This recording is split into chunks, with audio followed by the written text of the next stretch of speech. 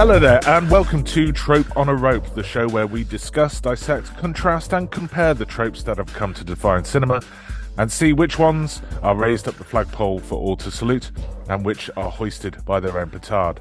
Right now, we are continuing our hero's journey, if you will, through pre-Marvel Marvels. Last week, we looked at Thomas Jane's The Punisher, half action film, half sitcom for some reason, all heart. This week, our journey takes us to the heady days of 2015, when the biggest show, Game of Thrones, took a year-long hiatus before its grand finale, a year when the showrunners presumably stood before a blank whiteboard and wept quietly to themselves, a year when the MCU was full of swing, and when Fox were legally required to take another punt at making a Fantastic Four film or risk losing the rights to the characters. With legal small print being a great artistic inspiration, what could possibly go wrong? My name's Jeff, and I'm joined in this quest back in time by Mr. Colin Gerard. You're right, mate. G'day. I'm pretty good. Tits. Before we get into the film, I have a little bit of cleanup from last time. Okay. One thing that I forgot to mention about The Punisher, there is weirdly no other people in that film. What do you mean? If you look back at the film, you know that there's that scene where he pushes the money out of the window. Yeah. And then like a bunch of like bystanders like run in the street trying to grab the money. Those are the only extras in the entire fucking film. Really? I didn't notice that. Every time they're outside or in city streets or anywhere, there's no one in the background. Huh. I suppose that's true, actually, yeah. It's weird as fuck. You know when they're doing the massacre? Yeah. And the wife runs away in the car with the kid, and they're banging on. They get to supposedly town, but it's like one building on a beach, and they're banging on the doors asking, "Is anyone there?" There's no one there. There's no one on the pier. There's no one anywhere. When they're walking along the beach, and they point out that one bloke who becomes important a little bit later because he fishes him out of the water, he's the only guy. There's no one on the pier behind them. There's no one anywhere. When El Mariachi flips his car, there's no one in the streets. No other cars. I do remember that. No cars, no like pedestrians, nothing. There's no one anywhere. I've got a slight theory that maybe he does die, Frank Castle, when he gets blown off the pier. That he does die, and the rest is like a fever dream in his dying brain as he drowns to the bottom of the ocean. Because there's no fucking people. Or they were just trying to save money on extras. Yeah, that is probably the answer to that. But... Which would probably explain the massively high production quality on the movie. So we're doing FANT4STIC today. Yes, FANT4STIC. Just to mention the trope, we're looking at pre-Marvel, like Marvel films and like superhero films. I'm not sure like what the trope of those are. But MCU movies, every single time, copy and paste, they seem to do this 4 steps, and it's slightly annoying now. So you're going to ruin all MCU movies for everyone ever who watches this video from now. Right. Yeah. Cool. So I've got it down to 4 steps. Right. Step 1: the introduction / origin story, depending on whether it's a sequel or not. Yeah. If it's an origin story, they normally clip through it pretty quickly. And if it's like a reintroduction because it's like Thor 2 or whatever, then it'll be like 5 minutes. Yeah. Step 2: the threat. Introduce the bad guy or the item of horror. Usually a battle between the antagonist and the protagonist in which the protagonist loses. Yeah, Thanos kicks the shit out of everyone, shows he's way too powerful and everyone's scared. Step 3: the coming storm. This is the majority of the film now, where they spend the whole film brooding about the loss, upgrading whatever the tech they had in the previous fight to try and win the next fight, while simultaneously the bad guy is also doing the same. Step 4: another battle between the good and the bad guy, usually not as impressive as the previous battle. Like the dance victory in Guardians of the Galaxy. Indeed. So that's it. That's the 4 steps every single time. And then a 5th step after the credits, a little cheeky hint at what's going to happen next in the MCU. But yeah, so that's 4 steps. Introduction, the threat comes up. They spend most of the film spinning their wheels, worrying about the threat, and then they have another fight, which they win, and it's not as good as the first battle. Usually because all the shit that the bad guy did in the first battle, he's forgotten he could do it in the second battle. Like Thanos with his, he's got those different powers, but he only ever uses one of those powers at any one time. He never like combines them in any particularly interesting way. He's either changing time, or he's affecting reality, or he's being powerful. He's never like Yeah. affecting time while being powerful and affecting reality at the same time, which he can do. Yeah. Oh well. Anyway, shall we talk about this shit film? What do you mean shit film? It was a fucking masterpiece. It was a masterpiece. My point being, on a scale of 1 to Fantastic Four, this is closer to Fantastic Four than all the previous Fantastic Four attempts. It was not the worst of the Fantastic Four movies by a long shot. This does not make it a good movie. Yeah, it doesn't make it a good movie, but it's better than. Well, let's be honest. All of the Fantastic Four movies are shit. There's not a good one. You put this above Jessica Alba, Chris Evans. Evans. Yeah, Evans. Lots of Chris's in the world. I can't remember that one, to be perfectly honest. I haven't seen it in years. You put this one above those two. Probably because it's the most recent one I've seen, and therefore I remember it. Whereas the other ones were so shit, I deleted them from my memory. If I watch the Jessica Alba one tomorrow, maybe it will be ranked higher. But yeah, one thing I like about it is they actually use the name Victor Von Doom. Well done. Don't be scared that his name is Victor Von Doom, Doctor Doom.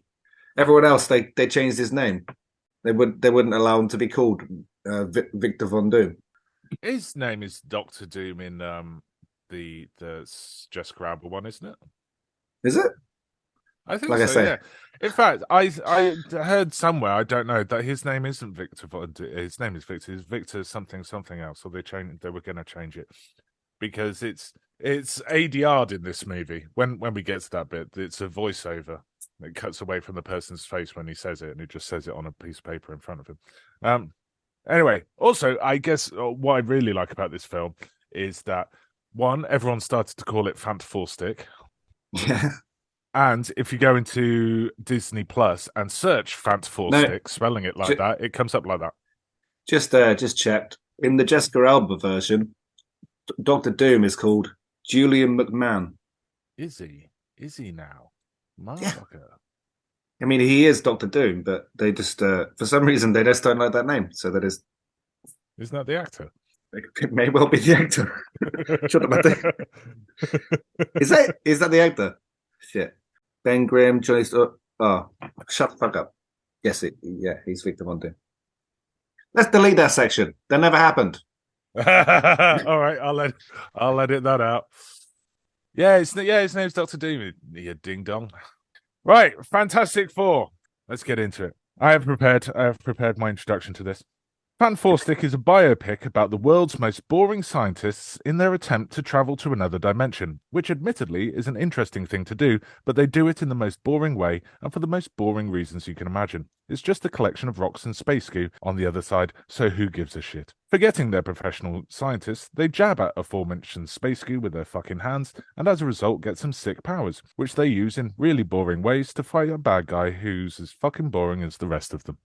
I have to say, I did like the fact that the way they get their powers when they're emergency teleported back into the real world, that, you know, Ben Grimm's all covered in rocks, so he becomes the rock guy, and then Johnny Storm he's covered. Fire goes into his little thing, so he becomes the fire guy. Why the fuck does Reed Richards become stretchy? Has he got an elastic band on him? And and Suze is just kind of accidental because she's in the room at the time. Yeah, she wasn't even in the fucking place. She didn't get the goo on her. Why did she get powers? And like I said, this is one of the better Fantastic Four movies. Still shit. Yeah. Why does he get all stretchy? Because nothing happens. Johnny Storm burning to death in the capsule was fucking horrific. Ben Grimm, because of the rocks go into his thing, but they go into the capsule like really comically, like he's standing in front of a wind machine with rocks. Do you remember Labyrinth with that monster who goes, and then the rocks, like the pebbles, start rolling from everywhere? That's what it reminded me of. You can control that. Before we get into the film, how much about the backstory of this film do you know, like this specific version? What do you mean the backstory? How it was made and whatnot? Yeah. Nothing. So do you know why Fox kept making these? To keep the rights. To keep the rights, yeah. I think it's about every 10 years or so they had to make a Fantastic Four movie. Otherwise, they reverted back to Marvel. Like their first attempts, they didn't even release it. Really? I've seen a version of that one where and the special effects are so unbelievably bad. Yeah, well, it was what year was this? It was 1994. They filmed it, they put a trailer out, and then the cast went on a press tour, but then they just canned it. Good, because it looked like shit. Then 10 years later, well, 11 years later, they did Fantastic Four. And then a few years after that, they did Rise of the Silver Surfer. And then 2015, FANT4STIC, which did not go well for them. And then Disney bought Fox anyway in 2019, so the rights went back to Disney. And now they're going to put them in the MCU. I mean, Reed Richards has been in the MCU already. He was in Doctor Strange, and that multiverse film where he only goes to one other universe. Yeah, Reed Richards 838. That one was apparently. Well, technically, he travelled through about 50 of them when he was going to the first time he travelled. He turned into a cartoon at one point, melted. It was he went odd. to 50 other more interesting ones, and just sort of skipped past them to a relatively normal one. So yeah, we haven't seen the main MCU's version of it yet, so we'll see. Yeah, the director. So the director for this film, FANT4STIC, basically he got replaced halfway through. Oh. It's a film literally two halves, you know, where the screen goes blank and goes 1 year later. That's like 50% of the film was just remade. Really? Yeah. The reshoots on both parts of the 1 year later screen, mainly to try and make the 1 year later thing make sense. He had pitched it and they said yes, and then when he started to make it, they went, no, actually we want changes to this. And they just vetoed nearly everything that he wanted to do. He went fucking mad. His name is Josh Trank, the director. He got really stressed out by it. Fell out with the cast. He got into a fight with Miles Teller, Reed Richards, and Kate Mara said that it was a fucking nightmare doing this film. He got replaced basically by the editor. And when the film was released, he basically stopped saying basically. He went on Twitter to say, "No, this is shit. This isn't the film I wanted to make." My version would have been much better. Of course it would be. Yeah, basically, it's a Fantastic Four movie. It was going to be shit no matter what you did. Let's be honest. Yeah, so, he had a rental property that his dog completely trashed, like hundreds of thousands of dollars worth of damage was done to this property. He blamed it on the dog, but, you know, it might have been him. Who knows? So, this film, Rotten Tomatoes is 9%. Really? Yes. It is the lowest rated film of all of the Marvel properties. Fantastic. Yeah. IMDb is a little bit better at 4.5, so that's kind of in the middle. Lower of the middle, but in the middle. So, shall we go through the film? Yep. It was started off with absolute acting genius, followed by directorial genius, amazing special effects. Shortly afterwards, the acting got actually somehow better. Like, amazing. Really, really interesting cast. Great plot.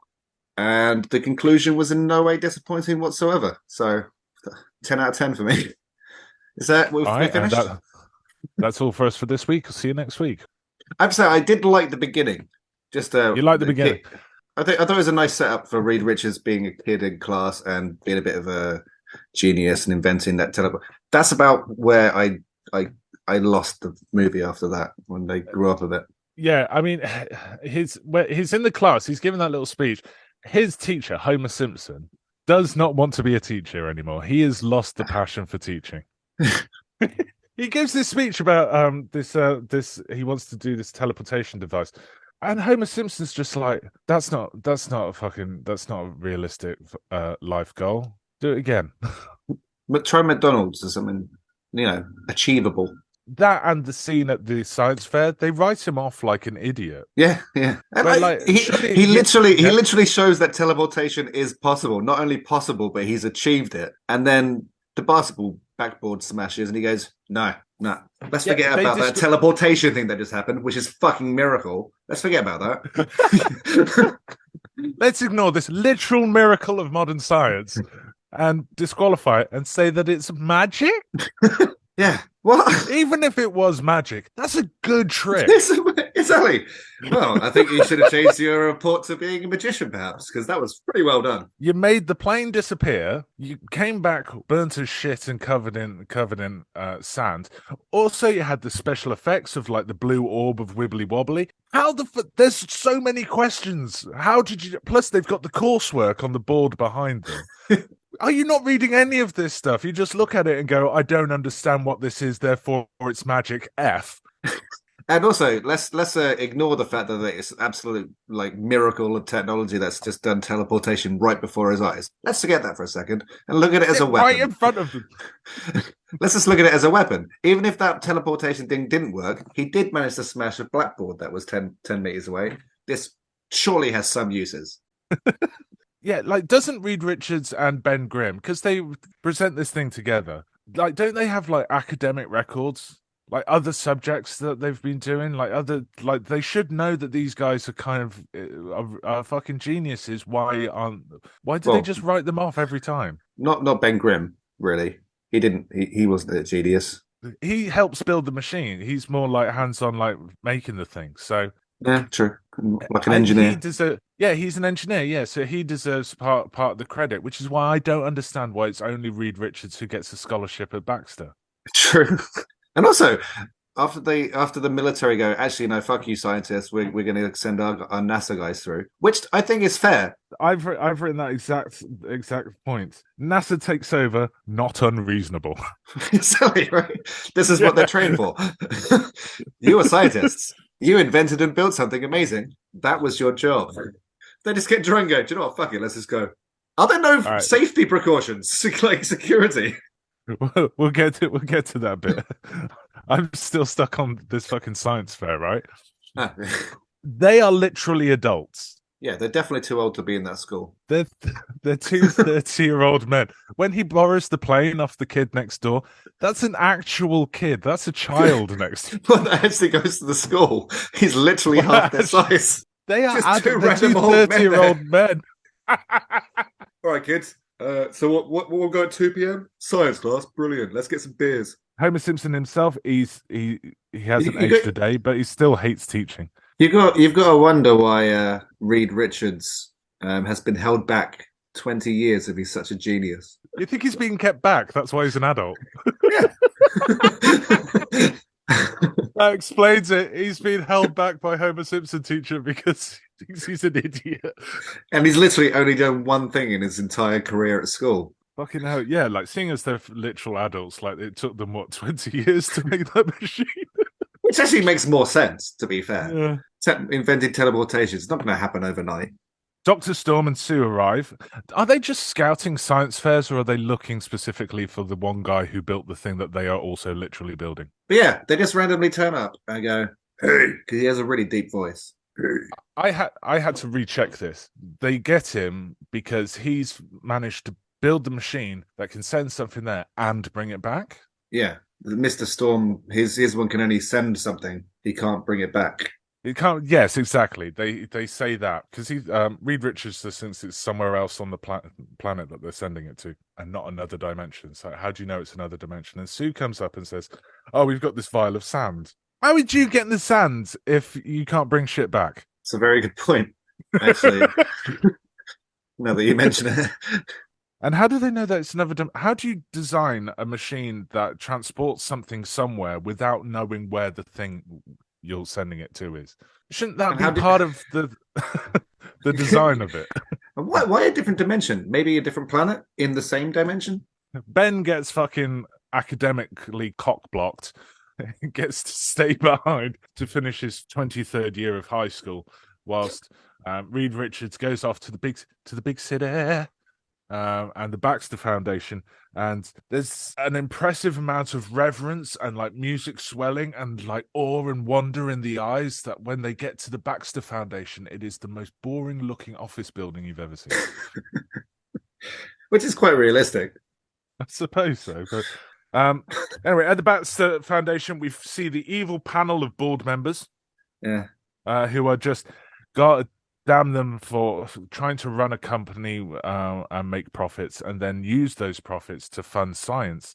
They're led by that guy who plays Buster Scruggs, whose name I Yeah. could have looked up, but I'm not going to. Every time he's in a scene, it looks like he's chewing an invisible toothpick. It's really weird. If he's chewing gum, that's not how you chew gum. Like his full mouth opens, like he's playing with something in his mouth, but they've removed it digitally. It's weird and off-putting. Yeah, and their plan, the board members' plan is step 1, science. Step 2, don't know. Step 3, profit. Yeah. Just fake it till you make it. And why are you going to this other dimension? Because it could have all sorts of resources. Okay. It doesn't. Cool. It's 3 rocks in a circle. You've got a camera. You can see it's just a big dead rock with green. And seeing as the entire planet is made up of this unknown sand, in the form of rocks generally, every time they send something, they get a little bit of sand back anyway. So they don't really need to go there because they can just get the sand to come back every time they send something. Send a washing machine, get a big pile of sand. Resources. Yeah, right. They give a lot of big speeches like, "Oh, this could save the world," and blah blah blah blah. How? It's a fucking dead planet on the other side. There's nothing there except for the green goo. Victor Von Doom, Doctor Doom? Did you like Doctor Doom? No, not really.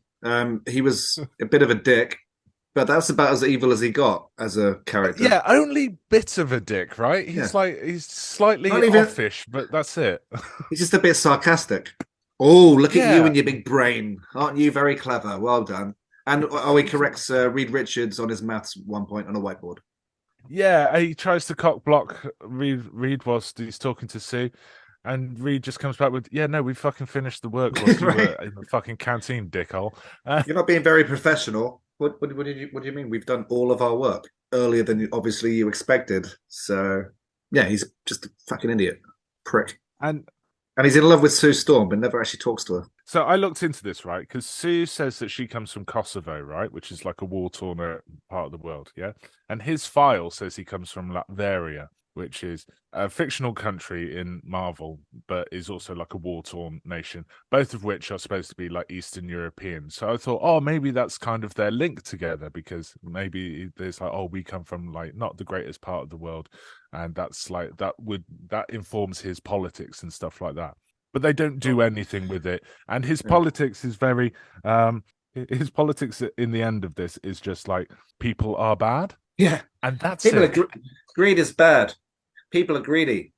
People are bad. There's a bit where she says, Sue says, "Doctor Doom over here." Well, listen to Doctor Doom over here. Like that's literally his name. Yeah. It's like, look at Doctor Doom over here. Yeah, we can see him. We are. Look, he's speaking, so we're actually looking at him right now. But thanks for the direction. What did you think of Johnny Storm? Johnny Storm was probably the most likable character of all of the characters, but even he was just a little like a petulant child. I thought he was much of a muchness, really. He didn't really do it. He wasn't in it enough. He didn't really do much. He was in welding montage number 1. Yep. He mentioned that he was going to join the military and go on some missions like Ben Grimm was doing, but never actually did. What about Sue? Sue was... she was all right. I think you could sum up a lot of the characters in this film by just going... She was all right. Like I'd say of the Fantastic Four, the Storm brother and sister were the best characters. Reed Richards was really bland and uninteresting throughout the whole thing for a super genius. He's boring as shit. And the other characters are kind of forgettable. Sue Storm, during like the first half of the film, before they go to the planet, which she doesn't get invited to for some reason. Like most of her screen time is in that first half, but once they get powers and things start to kick off, they kind of forget that she exists. Yeah, and she has pretty good powers. She can make force fields, fly, turn invisible. Don't make any use of the fact that she can turn invisible once. No. You know, for infiltrating. She's running around. She's running around the complex, like trying to escape or whatever the fuck it was they're trying to do. Why didn't she just turn invisible? It would have been a lot easier to do whatever the fuck it was you were trying to do. There's one scene when she's unconscious just after the accident, where her father's at the window, and she's lying on the table, but she's phasing in and out of visibility. And then it cuts to a shot inside the room of just the table, empty, Yeah. and just holds on that. It's not like she's still phasing in, like she's completely invisible. In other words, she didn't have to come in that day. The most interesting thing about her is that you can use her as a barometer of when the reshoots took place, because her hair changes constantly from Does it? shot to shot. Did Yes. not notice that. A lot of the time it's a wig, a really, really bad wig as well. But from angle changes, her hair will change. Her hair will change styles in the middle of scenes because of that's how they were. I didn't notice that. Yeah, But if you can bear to sit through this film again, just watch it and just look at her hair all the way through. That cock block scene, for example, when she's sat down and talking to him, that's all a reshoot. okay. And she's wearing a wig and her hair is down. And then when he goes up to talk to Doom, he calls down to Sue, and it's a wide shot. Her hair's her normal hair, and it's just tied back. All right. I haven't got a note for Ben, but what do you think about Ben? Ben's supposed. I mean, when he turned into the thing, he was obviously, understandably upset about that. It's pretty much all of my notes on Ben. He was. What do you think of the machine? The machine? What about the machine? Yeah, right. It's a static machine. Yeah. Doesn't do anything or go anywhere. It just pops in and out of existence. I did like it when they had to remake it, and Reed Richards comes in after he's been away, being a bit of a prick. He comes in, he goes, "Oh no, they made it ugly. What was it before, Reed?" Yeah, it's like the most boring machine. It's a gateway to another reality. Remember Stargate when they opened that the first time? That was impressive. This is a filing cabinet that blinks in and out of existence. Stand-up tanning booths. Anyway, the machine works. As you mentioned, they say, right, no, we're not going to send... Right, they keep referring to them as children, even though they're 30. We're not going to send children to another world. We're going to send NASA, which is not unreasonable, right? They go, no, fuck this. Yeah, no, the people who built the rockets or did all the work during the space race, but yeah, you don't remember any of their names. You only remember the astronauts because that's literally a different job. And because the astronauts are the ones that went to space, which was the thing that was amazing. They get drunk also. They get drunk That's one hip flask of whiskey. 3 people. But that's another thing about Victor Von Doom. He's so petty and insecure and childish. And, oh, but I want to be. It's me. He just reminds me of a little fucking petulant child, which fits with the fact that they keep calling children, except that he's 30. Yeah. You built the machine. Like people in your circle, like other scientists, will know it was you that made it because you get to write papers on this shit. You'll probably win the Nobel Prize and win lots of money and recognition within the scientific community. So these 3 fucking lightweights, they get drunk on 1 hip flask of booze. Call Ben to come in because the film momentarily forgot that he existed. They invite him to come and join the party. Welding montage number 2. And then they go to the other dimension with 3 rocks and a backdrop. And some green goo. They touch the goo because they're scientists and they're idiots. Just following the scientific process. What is it? Don't know. Should we touch it? Probably. Anyway, they get all their powers. Ben stands in front of a fan blowing rocks. Johnny gets burnt alive. And why does Reed get his powers? Yeah, I made that note. Yeah. I just wanted to, but right, they've got their powers now, right? I just want to do a time check because this happens at 46 minutes into this 2-hour-long movie. Yeah. Do you know how long it takes them to get their powers in the first one? 14 minutes. And in Silver Surfer, the Silver Surfer arrives at the 2-minute mark. Cool. Immediately after, they're taken to a base in the middle of fucking buttfuck nowhere for God knows what reason. And Reed Richards immediately freaks out and fucks off for a year. Just abandons all of his friends. Like when he says, "I'll come back for you. I won't leave you. I'm sorry," and then he does actually just leave them until he's captured, literally captured by Ben Grimm and dragged By back. the...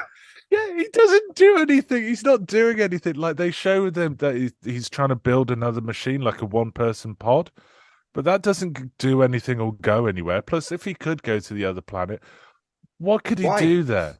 It's three Why? rocks surrounded by goo. Maybe if I get in the machine backwards, it'll reverse everything. So in this 1 year, Ben's been out killing people. They show that he has a confirmed kill count. I can't remember how much it is. It's like in its 40s, but that's confirmed kills. How many has he been doing on the side? This is a hobby. Yeah, just as a hobby, or just they haven't been able to confirm it.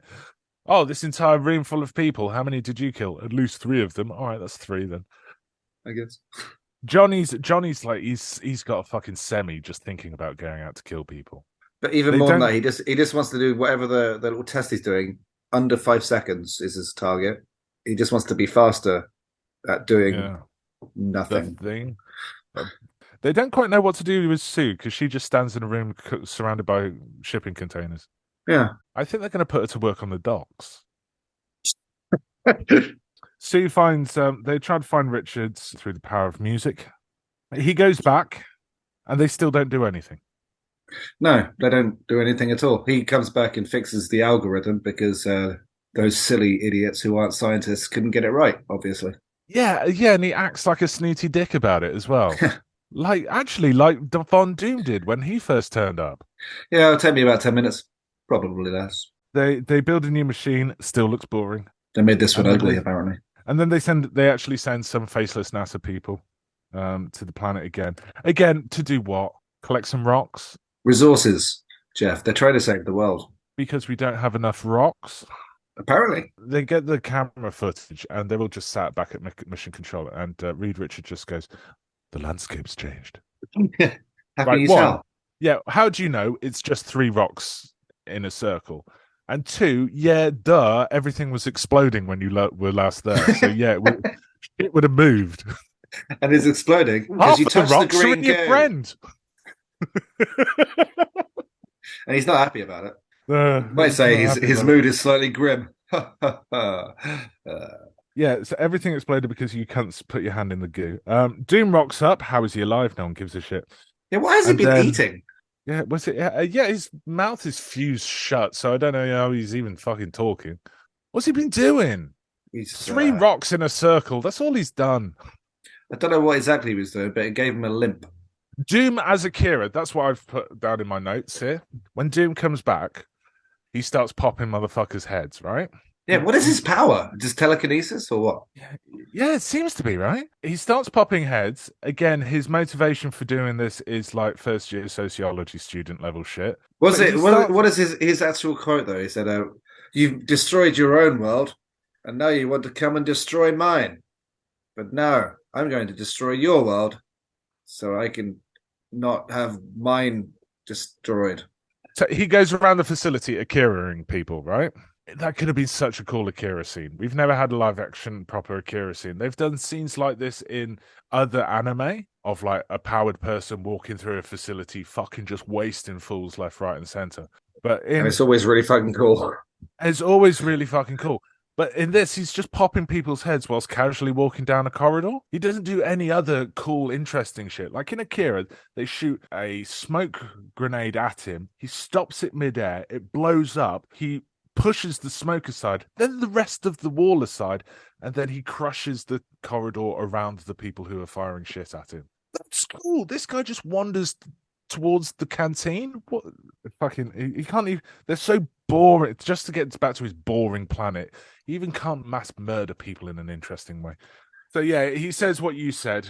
I won't let you destroy my boring fucking planet the way you have destroyed the Earth. Oh yeah, he's like humanity's had its chance. But it's not like he's going to wipe out people. His plan is to literally destroy the physical object of the planet. Yeah, and then like I'm not really sure how this portal thing works, but like everything's coming through, and he's converting things into energy. I think they say. Right. So Why? they say that They say that he's turned the portal, their stupid, boring ass machine, into a black hole. But he opens the black hole On not his on own Earth, world. on his own planet. And then he opens a secondary wormhole through the power of sky beams to Earth. So Earth gets sucked through the wormhole that then literally falls down into the black hole. Which, by the way, I thought they were in a different dimension. So the beam of light that goes through the sky to Earth. Huh? Yeah, I don't know. But yeah, he builds the black hole on his own planet. His plan is to literally destroy the Earth, which is way worse than what he's complaining that mankind has done. Because we can fuck it up, but it'll still be here. The black hole doesn't affect his own planet somehow, his own shithole planet. How is he doing any of this? Is this telekinesis? It doesn't seem to be telekinesis. I don't understand what his power is at all. Because like up to that point, it's only telekinesis, and now he can create portals between dimensions with black hole. Huh? The Fantastic Four, they rock over to they go through the portal, and there's this bit where Sue, because it's starting to pull like cars and shit off and people through the portal, and they're falling from the portal down towards the black hole. She puts a force field around the black hole so that the shit just bounces off it. It doesn't fall into the black hole. Yeah, just but like they're still falling from the fucking sky. Yeah, but they mentioned that everything that goes in the hole is being turned into energy or something. I don't know what the energy is for, but maybe it's to feed the portal so that that's what I thought as well. So all of these people, like normal people, start falling through the thing. Sue saves them from being obliterated in a black hole, but not from falling from the sky. And at the end, by the way, they don't even bother searching for survivors; they just fuck off. Skybeam, bold choice. And then they've had this fight with Doctor Doom, which doesn't go well. And then they use the power of cooperation, but then they don't actually communicate with each other. They still just have at it one at a time, but somehow this works this time. But they've all got the same idea this time. Let's fight them individually. That's fucking teamwork. That's teamwork. Yeah. What we'll do is we'll cooperate by not cooperating with 100% improvisation and fucking luck. And then they just push Doctor Doom into the black hole. They just nudge him. That's it. That's how they do. It's like the equivalent of getting that one person who just like kneels down behind you and then someone pushes you over him. They essentially do that. And he's vaporized. And Doom, during this entire fight, Doom forgets that he can pop people's heads. Yeah. Why doesn't he pop their heads? Does it? He stands there and he soliloquies at them for ages. And there's this bit where they're all just down because all their powers are failing a little bit. And not once does he think, "I'll just pop these bitches now." Yeah, hubris. He forgets his one power and goes for fist fight instead. Yeah. Oh, you're dead now. You won't be much of a threat. Oh wait, I didn't do that. I just punched you in the face instead. So yeah, as you mentioned, they just nudge him into the light, and then they return back to Earth very briefly. They run away from the shit planet back to Earth, and there's this bit where they get back and they look at that huge fucking crater. They go, bloody hell! And they're like, "We did it! Wow, amazing!" And like triumphant music is playing in the background, and they're just looking at this devastation that they caused. This is all of their fault. Don't touch the green goo. And they're just standing in the foreground, just high-fiving each other. And it's all of their fault.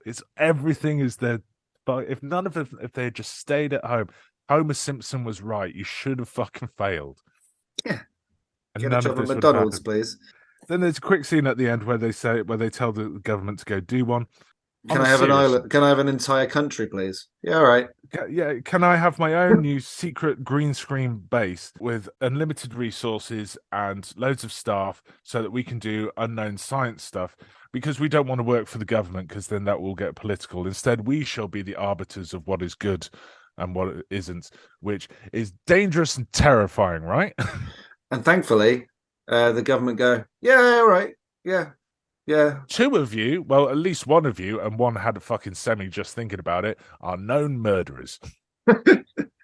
So I'm not entirely sure that you guys should be in charge of literally everything. Now that we're a team, we need to think of a name. What should we call ourselves? Yeah. They don't have the fucking courage to say it, do they? No, they don't. They cut Just to black. They're like, Ben goes like, "Well, this is all pretty fantastic. I have an idea." Black. Ben also comes up with an idea. I can't remember what the idea is, like something like the Rockettes or some kind of pun based on the fact that it's a rock. And then Johnny just goes, "Oh, what about the thing that no one loves or wants?" Yeah, Dude, it's really what harsh. You know, he's got a bit of a complex about the fact that he's literally made of rocks now. 100% unnecessary. What the hell? He's been really nice to you throughout the entire fucking movie. He's not said one bad thing about you. And then you're just like, well, what about the cunts? Right. I think that's the film pretty much. To compare it to the trope, like the MCU trope, like we have the introduction, but it was like an hour of this film as introduction. Yeah. And then they just kind of barreled through the rest. There was no threat. The threat, which is Doctor Doom, he turns up in right at the fucking end. He comes. I timed it. I went through it. Do you know from the moment he pops the first head to the bit that he is defeated is 12 minutes. Really? Wow. And the way it's shot, that's pretty much real time as well. It's not like he fucks off for a couple of days or a week and a half. It's from beginning to end. It's pretty much constant action. His nefarious scheme in its entirety lasts 12 minutes. Yep, pretty shit bad guy. Another difference to the MCU is that Victor Von Doom is vaporized. So instead of like setting it up for possible sequels where he can be a bad guy in a different way, they don't really think about that. They encapsulate the entire movie into one story. I don't know. He's been pulled into a skybeam, and skybeams can do many things. Well, I suppose he's technically been converted to energy, so maybe he can exist everywhere. But like, how long like bad guys are a bad guy, or how long a threat is a threat? Like normally, it's the majority of the film, and they get like a good like fight or two in there. I always think of I think it's unfair, but I think it's of Killmonger from Black Panther. He is a threat throughout the entire film, like they normally are. He's not king for long. Yeah. He's like king for like a long weekend, like a bank holiday weekend. A really shit weekend. Yeah, before he gets to post. I mean, he's like a bad guy before that, but I always think of his reign as like hilariously short. Liz Truss was prime minister for longer than that. Victor Von Doom, Victor Von Disappointment, more like. And on that note, we end. So, score out of 10? I think it's a part of me, I'm going to go 4. I was going to go for 3. I was going to give this a fantastic 4, if you will. Yeah, I was going to give it 3, but I'm struggling to think of where those 3 points come from. I mean, just the fact that the effort of making the movie at all, that's 1 point. They all obviously showed up on time and did their job. That's second point. It ended. There was an end. Yeah. Okay. 3 points. Have you come down slightly on your appraisal of this film, because you were quite up there at the beginning?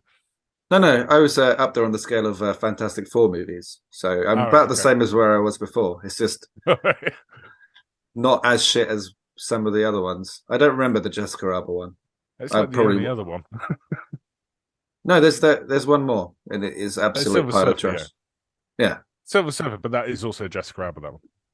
Oh, really? Yeah, they're the same team in both of them. Okay. Well, maybe I'm just thinking about the cartoon. Right, we got one left. Which is a good one. Blade. Yeah, I love a bit of Blade.